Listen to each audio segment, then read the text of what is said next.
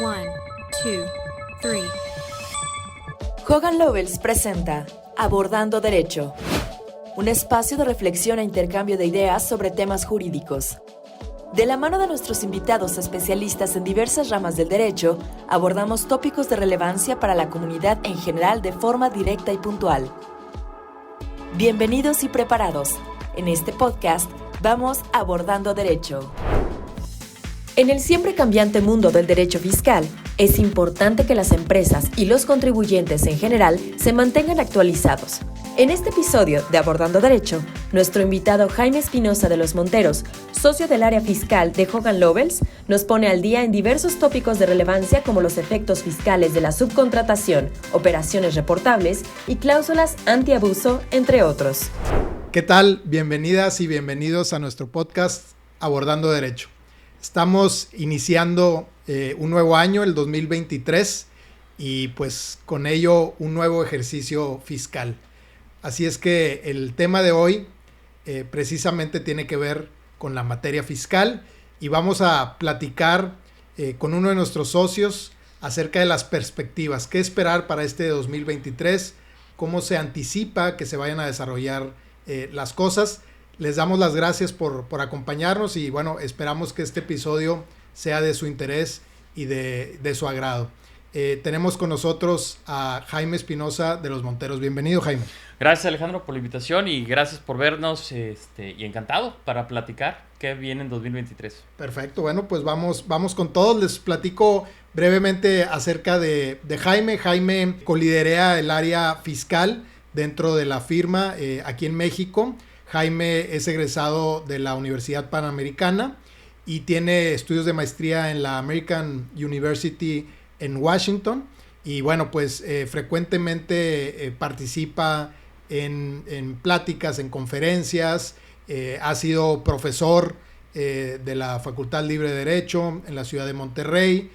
Fue presidente de la ANADE, también aquí en el capítulo de Nuevo León. Entonces, bueno, pues tiene vasta experiencia, incluye tanto los aspectos contenciosos fiscales como de asesoría. Y bueno, pues yo diría que en los últimos años Jaime se ha especializado mucho en el tema transaccional, en todas las implicaciones fiscales de las grandes operaciones de M&A, de fusiones y adquisiciones, operaciones que tienen que ver con activos, con emisiones bursátiles, etcétera. Entonces, bueno, pues estamos encantados de que estés aquí con nosotros, Jaime. No, muchas gracias, Alejandro. Ojalá que no los aburra a nadie. Solamente quiero platicar en forma sucinta, breve, agradable. Digo, si los impuestos son agradables de alguna u otra manera, ¿qué esperar para 2023, no? Claro que sí. Pues, Jaime, venimos de años donde se realizaron varias reformas legislativas importantes. Seguramente nos platicarás de ello. Pero también el 22 fue un año completamente atípico porque no hubo la famosa miscelánea fiscal. Esta reforma de las leyes fiscales que generalmente viene hacia el final del año, que parte de la iniciativa del Ejecutivo por ahí del mes de septiembre típicamente. Bueno, pues en 2022 no lo tuvimos. De manera tal que estamos en una situación inusual.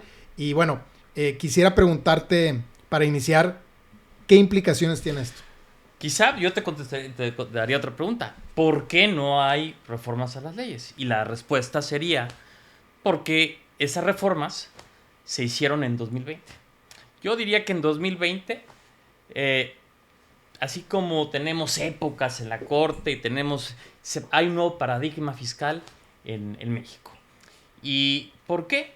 Se incluye una clausulita, un artículo muy preciso en el Código Fiscal que se llama cláusula antiabuso.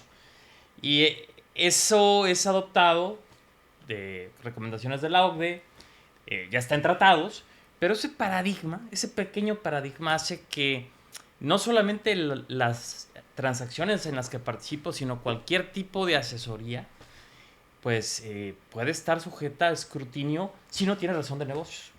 La clave es razón de negocios. Entonces, yo te diría, Alejandro, que esas reformas que se tenían que hacer para darles más dientes, además que ya los tenía al perro, en este caso al SAT, se hicieron en 2020 y yo creo, asumo, no soy diputado, ni formo parte del gobierno, pero pues asumo que quedaron conforme con ello, ¿no? Ok, entonces aquí, digamos, una pregunta técnica en beneficio de nuestro auditorio. ¿No es necesario que año tras año se expida una nueva ley del impuesto sobre la renta, una nueva ley del IVA? ¿No es necesario? ¿Estas leyes trascienden el ejercicio fiscal y siguen vigentes? Siguen vigentes. Digo, te acordarás en época de Vicente Fox y un poco antes, cuando empezó en 89 la ley de impuesto al activo, se vino, perdón la expresión, pero una diarrea legislativa porque empezaron a hacer cambios y reformas y luego vino el IETU y se derogó el impuesto al activo, en fin. Y eso, a principios de los años 2000, iniciando el siglo, generó una serie de amparos contra leyes. Entonces, la verdad es que yo veía, estaba chavo en ese tiempo, veía a los socios del despacho donde trabajaba en las mieles, porque todo el mundo se amparaba contra las leyes fiscales. Y hoy te puedo decir que el amparo fiscal prácticamente está muerto. La ley del péndulo. Ahora, lo que tenemos que hacer como asesores fiscales es ser eficientes en asesorar a nuestros clientes. Entonces, darles el consejo adecuado para evitar que caigan literalmente en un tema que les pueda generar un costo muy alto, ¿no? Sí. Oye, Jaime, entonces, bueno, en tu opinión o desde tu perspectiva, tal vez no era necesario que hubiera una miscelánea fiscal. No, el sistema estaba trabajando, tenemos un sistema de recaudación eficiente, tenemos una normatividad, una estructura legislativa pues relativamente completa que permite en general a la autoridad tener una recaudación, no sé si suficiente para el presupuesto, pero sí una recaudación importante, aunque desde luego pues siempre habría forma de mejorarla, ¿no? El año pasado y el 2021 fueron los años récord en recaudación del SAT. La jefa del SAT ha hecho un trabajo formidable, ¿eh? Y además de que los sistemas tecnológicos del SAT ya los desearía cualquier país del mundo. Lo que pasa es que conforme a la actividad económica que tenemos y la informalidad que tenemos en este país, no alcanza. O sea, no hay presupuesto que alcance cuando tú estás recaudando más o menos un 14% del PIB y cuando ves que otros países recaudan 20, 21, 22% del PIB. Para subir un punto del PIB es brutal. Y la gran pregunta es, bueno, es que no se necesitan reformar tantas leyes fiscales para recaudar más. Lo que se necesita son más contribuyentes. Correcto. Es decir, incrementar la base de los contribuyentes. Pero volvemos a la misma de todos los años, y lo he escuchado desde que me dedico a esto, y es más, desde niño. Es que hay que hacer reformas fiscales para incrementar la base de los contribuyentes. Ojo, en 2020 y en 2021 se crea el régimen simplificado de confianza, donde tú como persona física, si no ganas más de 3,5 millones de pesos al año, vas a pagar una tasa del 3% fija sobre tus ingresos. ¿Está bien? Mucha gente está migrando a ese régimen. Pero el gran tema es que seguimos teniendo... A ver, cuando tú ves un país que el 60% del empleo es informal, pues evidentemente hay un gran boquete en el presupuesto. O sea, tú estás ingresando menos de lo que vas a gastar. Y para mí, siempre lo he sostenido, aun cuando el impuesto indirecto es un impuesto regresivo, y ahorita te explico por qué, la gran reforma que tendría que hacerse es gravar con una tasa más baja de la del 16% IVA en alimentos y en medicinas. Nada más que es un tema tan sensible y en esta administración, y yo imagino que la siguiente, no se va a tocar ni una coma. Claro. Pero, ¿y por qué? Tú me preguntarías, Alex, ¿por qué estás en contra del pueblo? ¿Estás en contra de que la gente gaste más? A ver, si hay informalidad, la única manera que tienes, la más eficiente, es a través de impuestos indirectos. Uh-huh. Esto es, si yo voy a comprar, no sé si pueden decir comerciales, pues hablemos de un producto así. Si te gusta alguna golosina de chocolate que tiene fresa y crema adentro, vas, la compras y no pagas IVA. Entonces, esa persona quizá le dieron en efectivo y le pagaron en efectivo. Sí, o sea, todo ese flujo, ese ciclo de dinero nunca entró Nunca pasa por a el las fisco. arcas. Nunca. Ujú. Entonces, esas empresas, de las cuales represento, y no significa que esté bien o mal, simplemente están sujetas a una tasa del 0% de IVA. Entonces, todo el IVA que les trasladan se vuelve un IVA acreditable y, por tanto, un IVA que tienen derecho a solicitar en devolución. El gran tema es ahí. El tema es cómo le hago para que ese 60% de la población pague impuestos. Porque además se viene un tema todavía más complejo, que es las pensiones. Nos estamos haciendo viejos. A ver, cuando Zedillo reformó el sistema pensionario, yo tengo 50 años, debo haber tenido 22 años, 21 años. Bueno, ese sistema que yo lo veía lejano, con mi Afore, ya va a llegar. Y entonces, el tema de pensiones es un tema gravísimo que en 10 años, acuérdate de mí, se va a estar tocando, pues, ¿de dónde sacamos dinero para pagar tantas pensiones? Claro. Y no me estoy metiendo, ojo, estoy hablando del sector privado, pero los del sector público, tú tienes a los empleados de Pemex, del IMSS, cualquier dependencia que se te ocurra. Pero sobre todo la carga social de Pemex y del IMSS es brutal. Los invito a que vean el presupuesto de egresos y que vean realmente cuánto se destina a pensiones. Entonces, ¿qué te queda, Alejandro? O sea, está bien. Oye, a mí me quitan la tasa del impuesto a la renta para personas físicas es 35%. Entonces, tú imagínate que, sin preguntar, de lo que te pagan a ti, ya de entrada tienes un 65% menos. Menos cargas sociales, una serie de cosas, te puede quedar neto un 60 de 100. Bueno, ¿a qué se va?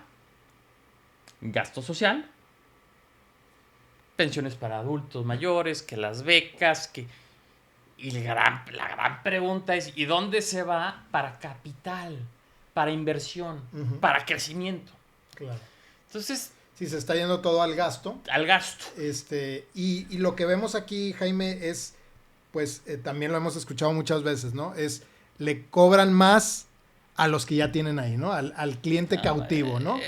Al que tengo fácil, pues ahí voy y le cobro, en lugar de ir por esa gran masa que hoy en día literalmente no paga impuestos. Es la misma, y es el mismo discurso. Yo no sé si voy a morir escuchándolo. Sí. Ahora, parece ser que nadie ha encontrado la fórmula, ¿no? Y ni la van a encontrar. A ver, el tema de déficit fiscal es un tema muy complicado. No soy economista, ni mucho menos, pero me gusta. Y para darte un ejemplo, en 2022 hay un candidato a la presidencia en Argentina, se llama Javier Milei. Trae unas ideas, es un economista. Él dice, hay que desaparecer el Banco Central. Pero Argentina trae un déficit fiscal del 10% del PIB. ¿Eso qué significa? Que están gastando más de lo que están recaudando.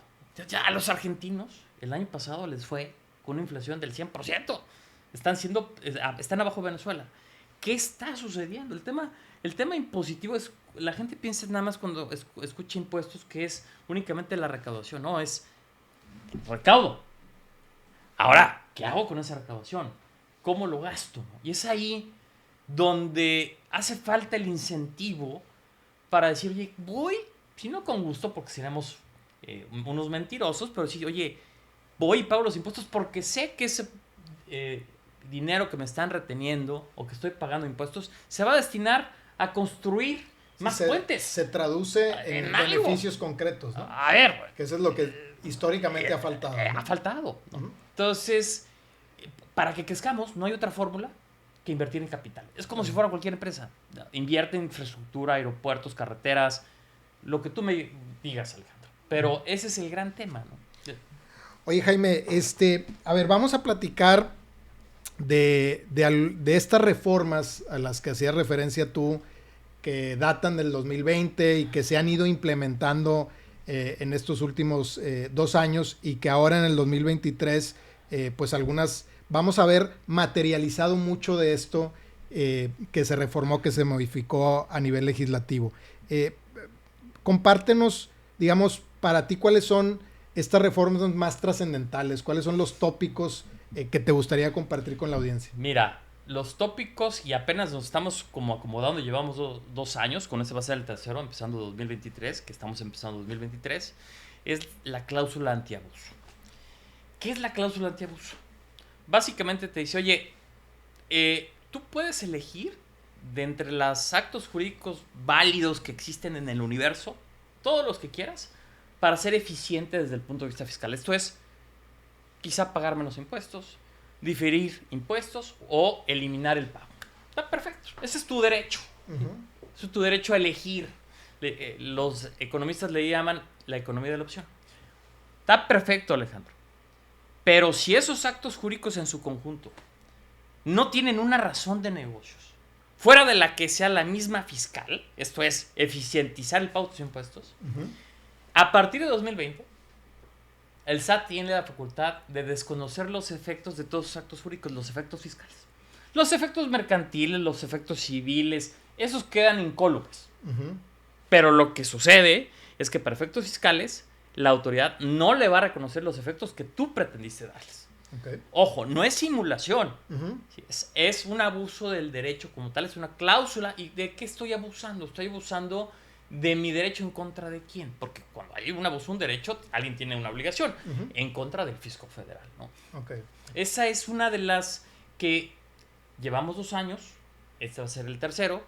Y yo no he visto por lo menos... de entrada el comité, hay un comité interinstitucional que debe de crear el SAT para revisar si hay abuso o no en ciertos esquemas o en actos. No se ha creado. Pero yo esperaría que este año 2023, al cual denominaría el año de las superauditorías, pues simplemente, y ya desde 2020, cuando entró en vigor esta disposición, ya los clientes me estaban preguntando, oye Jaime, si ya realizo esta operación, no estoy abusando de mi derecho, y el SAT no me puede decir, oye, ¿sabes qué? Esta operación, ojo, no es que no es inválida, no es que sea inválida, perdón, sino simple y sencillamente no le voy a dar los efectos fiscales que tú estás reflejando. Ok. Si no es una anulación, sino es simplemente no atribuirle esos efectos. Oye, Jaime, y muy de la mano con este tema de la cláusula antiabuso, que como la entiendo yo en términos no técnicos, es si esto lo haces, esta operación determinada, con el único propósito de alcanzar ese beneficio fiscal, es cuando se puede, digamos, desconocer, ¿no? Es correcto.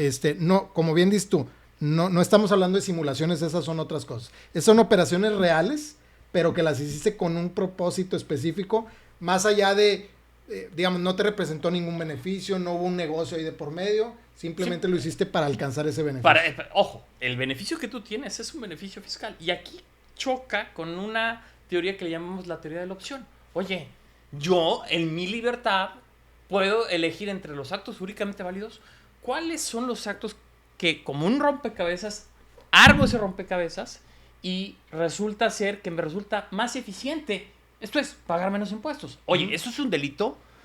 No. Entonces, yo sostengo, y hay un tema de teoría de la opción versus el abuso del derecho. Pero, para darte un ejemplo, para no perdernos tantos en tecnicismos, Uh-huh. pues el abuso del derecho viene de la corriente de derecho civil. A ver, si yo soy dueño de mi casa, Uh-huh. valga la redundancia, y imagínate que yo nada más ahora sí no puedo decir, pero por molestar a mi vecino, que me caiga todo muy mal, levanto una barda de 200 metros. Uh-huh. Estoy abusando de mi derecho. Uh-huh. ¿No?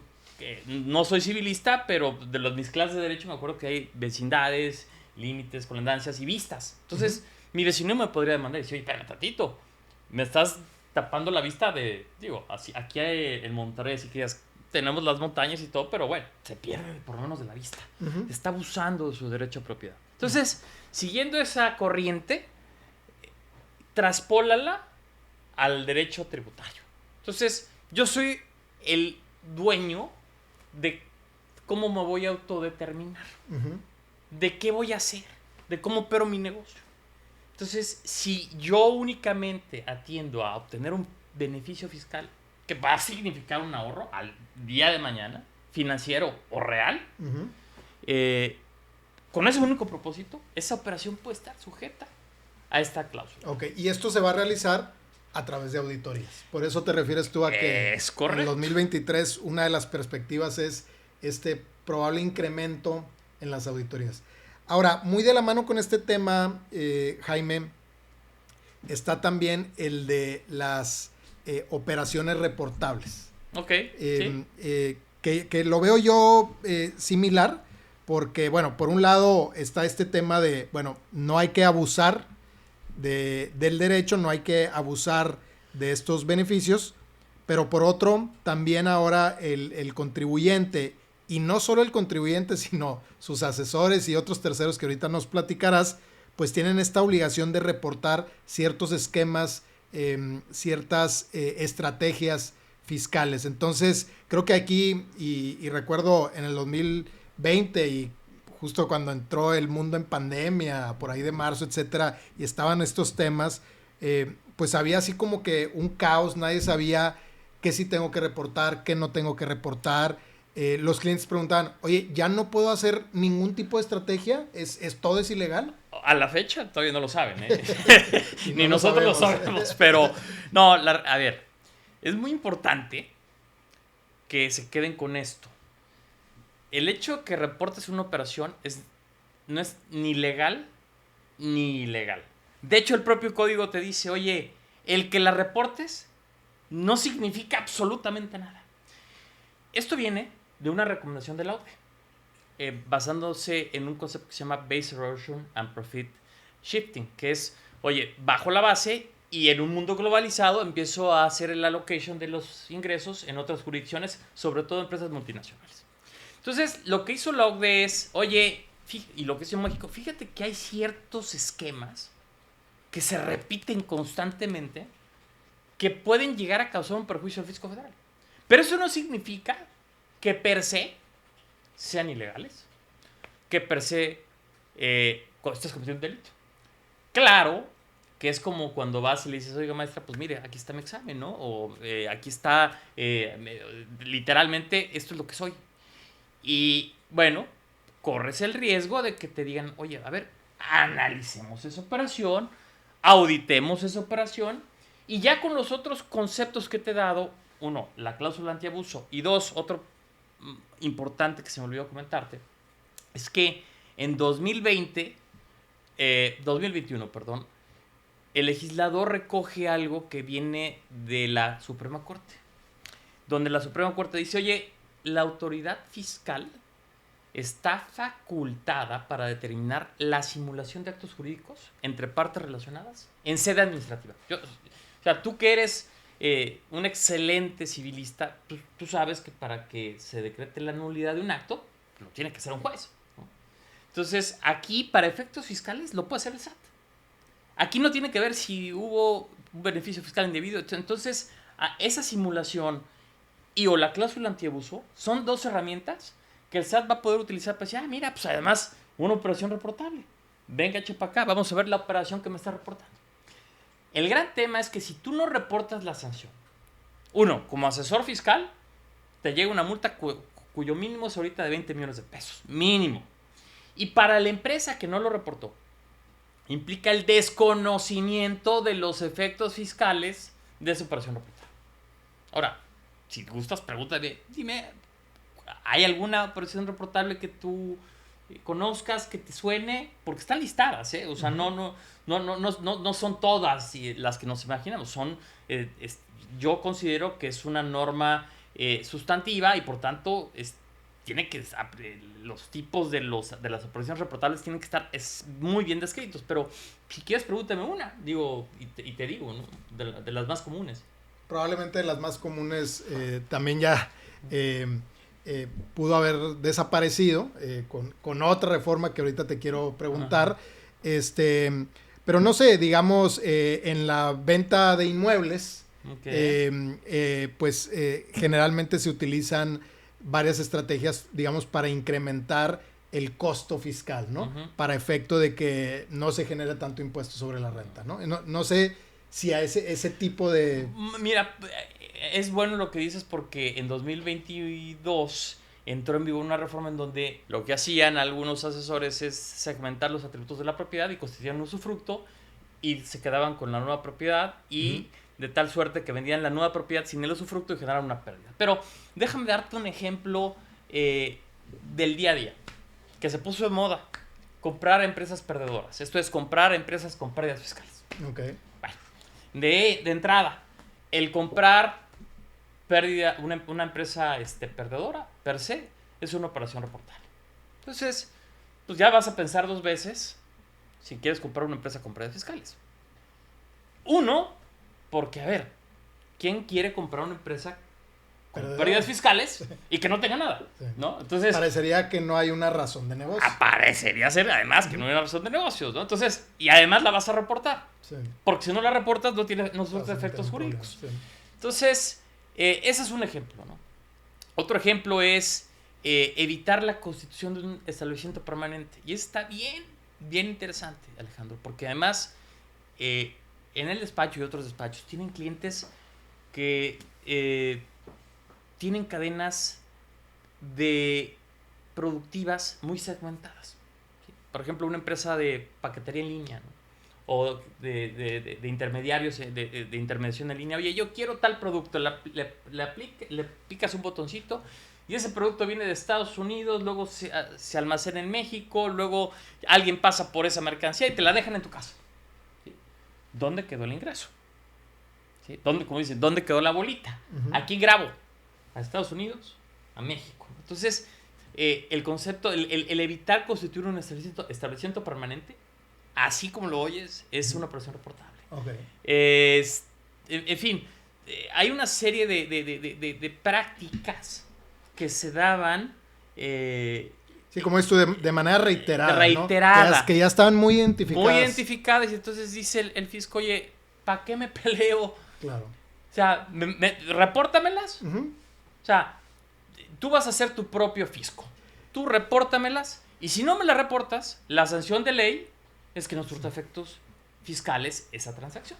Sí, la verdad es que es algo muy eficiente porque pues es como tú ven y confiésate, ¿no? O sea, tú ven y platícame, vamos a decir así, tus pecados y evito yo tener que salir a la calle a hacer 1000 auditorías o millones de auditorías. Tú solito me vas a dar esa información.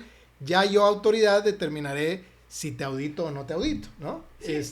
Pero pues estás con el riesgo de que para que esto funcione, obviamente es el tema de las consecuencias, ¿no? Que muchas de las cosas, muchos de los temas jurídicos en México y en el mundo, precisamente es donde fallan en las consecuencias, pero aquí sí las vemos, ¿no? Aquí hay una consecuencia, a ver, tu plan que hiciste tu serie de actos jurídicos no sirve para nada si no lo reportas. Entonces aquí no hay secreto de confesión. Lo que sí reformó el legislador, porque si no infringiría un precepto constitucional de derecho penal, es que si yo reportaba una operación y se utilizaban esos elementos para investigar la posible comisión de un delito en materia fiscal o cualquier otro tipo de delito, me estoy autoincriminando, claro. ¿No? Y creo que hay un principio constitucional que dice que no me puedo autoincriminar. Entonces se reforma la Constitución diciendo, el Código Fiscal, diciendo, oye, ¿sabes qué? Lo que tú me digas no va a ser utilizado dentro de un proceso penal. Está bien, pero el tema es que esa operación que no reportes, si tú buscabas te estabas frotando las manos y decías, oye, voy a tener una sociedad con pérdidas fiscales, pues la vas a tener que reportar. Entonces, oye, y si no la reportas, pues el día de mañana, a los 2, 3 años, la autoridad tiene 5 años para poder determinar contribuciones sometidas. Al 4º año puedes estar durmiendo tus laureles y te cae una auditoría y decir, a ver, ¿por qué no reportaste esta operación? No tiene efectos fiscales. Y entonces esas pérdidas que utilizaste, te las desconozco. Y vienen una serie de situaciones, multas, recargos, actualizaciones. En ese momento el director general, los accionistas y el director de finanzas se les da un infarto y se mueren. O sea... Oye, Jaime, vamos, si te parece, a una muy, muy breve pausa. Abordando Derecho. Jaime, pues tengo yo el placer de trabajar muy de cerca contigo Literalmente somos vecinos colindantes de nuestras oficinas. Como dirían en la primaria, compañeros de banca. Es correcto. Y bueno, pues hacemos muchas cosas juntos. Afortunadamente me encanta trabajar contigo. Y pues yo puedo de primera mano conocer cómo trabajas, cómo tienes integrado a tu equipo y sobre todo esta característica tuya de la mentoría. Eres un socio, un abogado que no se queda con el conocimiento, sino que constantemente está trabajando muy de cerca con su equipo, se preocupa por su equipo. Prueba de ello es que dentro del despacho, tu equipo en particular ha permanecido intacto por muchos años, ¿no? Lo cual quiere decir que la gente que está contigo también está a gusto, que ha encontrado un lugar donde desarrollarse, donde forjar una carrera. Y yo creo que esto no es fácil de conseguir, sobre todo hoy en día, ¿no? Donde ya los integrantes de las organizaciones se mueven, ¿no? Hay una movilidad laboral muy importante, entonces cada vez es más difícil mantener a los equipos y obviamente lograr este crecimiento a largo plazo. Entonces, quisiera preguntarte, yo sé que esto lo haces por una convicción personal y porque te gusta la mentoría y te gusta preocuparte por quienes trabajamos contigo, pero ¿de dónde crees tú que haya nacido esto que tú haces de manera natural? Y sobre todo, platícanos un poquito algunas experiencias que hayas tenido gracias a esto que tú haces. Desde que yo tengo uso de memoria, he sido muy pasional. No sé si viste una película, sigo mucho a Ricardo Darín. De hecho, ahorita el año que pasó, en 2022, estrenó una película que se llama Argentina 1985, donde hace el juez que juzga a la junta militar de Argentina en los años 70. Pero bueno, para no hacerte el cuento largo, están en la película y dicen, bueno, ¿y por qué? Por pasión. ¿Y qué es una pasión? Una pasión es una pasión. Entonces, hay algo que hay en mí, que me pongo los zapatos de mi equipo y digo, ¿qué me gustaría cuando yo estaba chavo y era pasante? Dije, ¿qué me gustaría que hiciera? A mí me gustaría tener un jefe así. Entonces me forjé esa idea y dije, lo mejor que le puedo dar yo a la gente que trabaja conmigo es compartir lo poco o mucho que sé. Y se los doy de corazón y quiero que sean mejores que yo. Como seres humanos, en lo técnico. De hecho, lo primero que le hago cuando estoy con mi equipo, le digo, ¿cómo estás? Pero no me digas el bien o mal, porque todo el mundo sabe, resulta ser que todo el mundo está bien. O sea, digo, somos un país donde todo el mundo está bien, ¿no? ¿Qué te preocupa? ¿Qué? Entonces, sí, me han seguido desde otros despachos donde he estado. Llevo con mi equipo ya más de 10 años. Y contestando tu pregunta, tuve un abogado en un despacho. Yo todavía era asociado. Y lo fui forjando. Y él me fue forjando a mí. Y a la edad de 24 años, le dicen en el despacho, no, y me quiero ir de maestría. No, hombre, no te vayas, no lo apoyar. Dije, tú te vas a Nueva York, te vas a la mejor escuela de impuestos y vas a ser mejor. Dicho y hecho, se fue, estudió su LLM en NYU, en Texas, que es la mejor, el número 1. Hizo la barra de Nueva York, luego se fue a California, hizo la barra de California, ahorita es socio muy exitoso en un despacho americano. Entonces, yo lo que le digo a todas las personas, que no hay límites, o sea, el límite te lo pones tú, pero nunca pierdas esa humildad, ¿no? Y la pasión. La pasión por lo que estás haciendo. Te lo tengo que confesar, Alejandro. No todos los días me levanto y digo, voy a ir a trabajar, ¿no? Hay veces que uno se levanta más agüitadón, otras veces te levantas con más energía. Pero cuando llego al despacho, lo que sí trato de ser es como el papá o el mamá, la que, oye, pues se está quemando la casa por detrás, pero bueno, por lo menos una buena sonrisa, todo está. Y cuando hay problemas, los comparto, al igual que los éxitos, ¿no? También eso es una clave muy importante. El éxito no es mío. El éxito es del equipo. Y eso me ha ayudado muchísimo a conservar a la gente. Sí, sin duda. Fíjate que pues nosotros que trabajamos y hemos trabajado muchos años en despachos o en firmas jurídicas, pues es un sector relativamente conservador, ¿no? Donde había muchas tradiciones, había mucho status quo, de las formas de cómo se hacían las cosas, y que hoy en día yo de repente me acuerdo de estos formalismos exacerbados que había, donde los pasantes no podían ni siquiera voltear a ver a los ojos a los socios, o sea, cosas que hoy en día parecen absurdas y ridículas. Pero Alex, sí, pero de que repente existían, sigue ¿no? sucediendo. Bueno, entonces... O sea, de repente dices, a ver, a mí sí me tocó, yo pasé antes de ser socio Hogan por 4 despachos. Y conocí muchos abogados, ¿no? Pero la mayor parte son de esos que cuando llegan a ser socios, ¡puf! Haz de cuenta que ni Carlos III, que lo acaban de coronar el año pasado, o sea, ni tocar la puerta, ni asomarte, no, era prácticamente conocer a Dios. Sí. Así, sigue el camino amarillo para ver al mago de Oz, porque nadie lo conocía. Decía el socio, no, hombre, no. Y me tocó también tener socios, cuando yo era asociado, pasante, que saludaban desde la persona que hacía el quehacer y estaban puertas abiertas. Entonces, yo elegí tener las puertas abiertas porque no hay mejor forma que yo aprenda que de los demás. O sea, a mí me enseña muchísimo todo lo que dicen los demás, así de pelo oreja, y entonces esos formalismos, eso, claro que debe haber un respeto, claro que debe haber una formalidad de, oye, los horarios, los entregables, hay que ser disciplinados, es el éxito en la vida, pero pues hay que ser con la gente que trabaja contigo, vamos, muy sencillo, ¿no? En 2 palabras, ser humanos. Ser humanos, sí, a veces digo, oye, a veces se me olvida, a veces pensamos que somos robots y que, a ver, ¿por qué está mal esto? No, a ver, calma, nos vamos a morir un día, y ¿sabes quién se acuerda de nosotros, Alex? En 3 generaciones, nadie. De acuerdo, Jaime.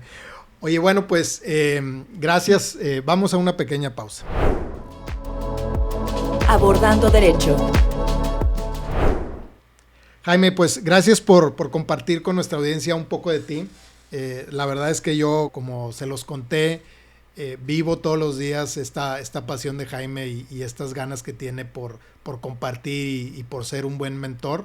Y bueno, pues sigue así, Jaime, que las futuras generaciones te lo van a agradecer. Oye, pero volvamos al plano un poquito más técnico.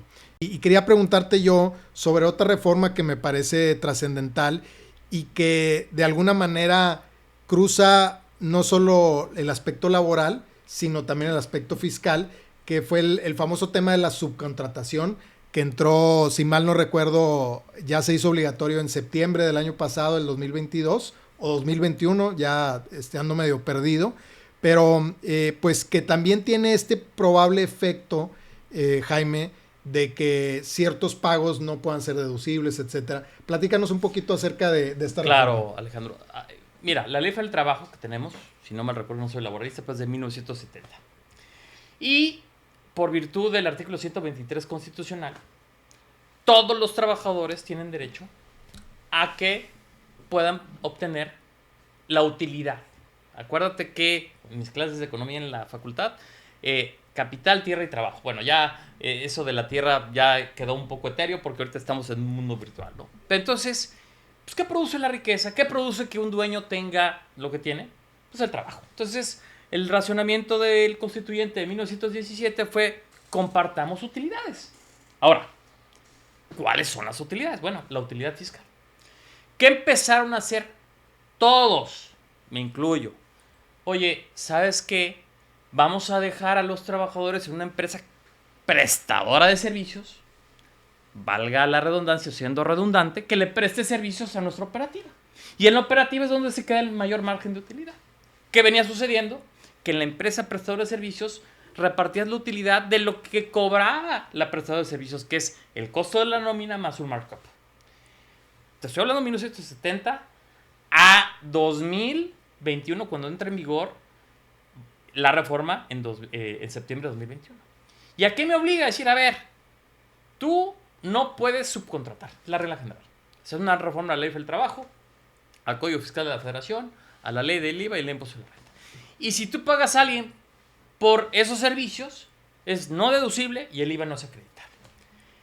Creo yo, y estoy convencido que fue una reforma buena. ¿Por qué? Pues porque, a ver, ojo, el legislador, porque ahí había un detalle muy importante. Oye, imagínate, PTU 10% y de repente hay empresas que tienen solamente 6 trabajadores porque no son intensivos en mano de obra. Entonces de repente decías, oye, pues le va a dar una PTU de $3 millones, más que el dueño, ¿no? Va a ganar más, igual que el dueño. Entonces se topó a 3 meses. ¿Sí? Okay. O al promedio de la PTU de los últimos 3 años, okay, lo que resulte mayor.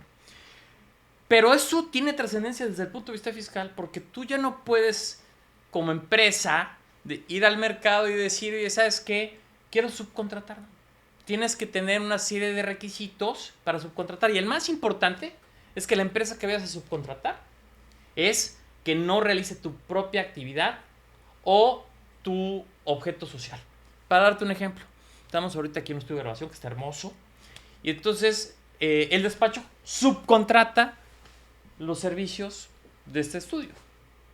Nos dedicamos a tener un foro, ¿no? Entonces va a ser 100% deducible para el despacho. Pues si nos dedicásemos nosotros, si nosotros fuésemos un Televisa, por ejemplo, y estuviésemos subcontratando este foro, posiblemente me dirían, oye, forma parte de tu objeto social. No lo puedes subcontratar. No lo puedes subcontratar, es tu actividad idéntica o similar, ¿no? Entonces, esa reforma rompió el paradigma, porque además, Alejandro, nunca vi que alguien dijera que la constitución de una empresa de servicios y la operativa, por lo menos nunca vi una sentencia o un precedente, fueran actos simulados.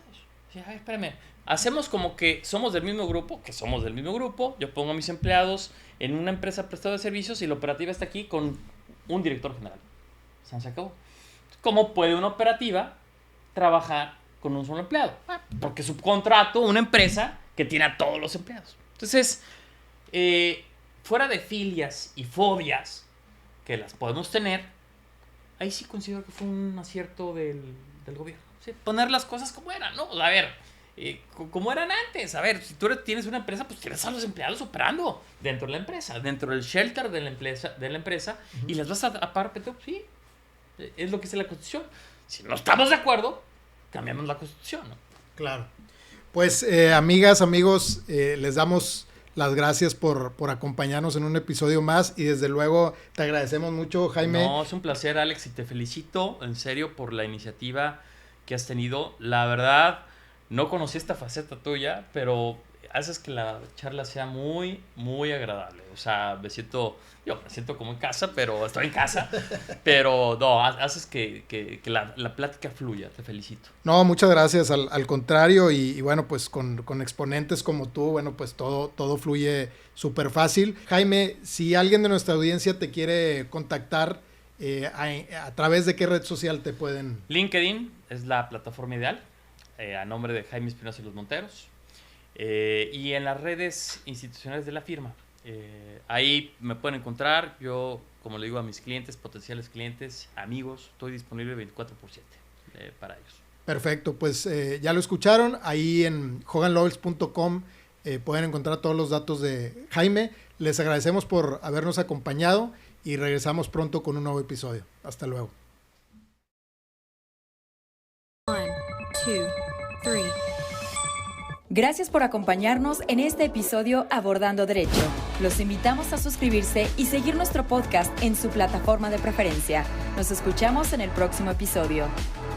También nos pueden encontrar en nuestra página web, hoganlovells.com, en Twitter como Hogan Lovells Mex y en LinkedIn como Hogan Lovells México. Hasta pronto.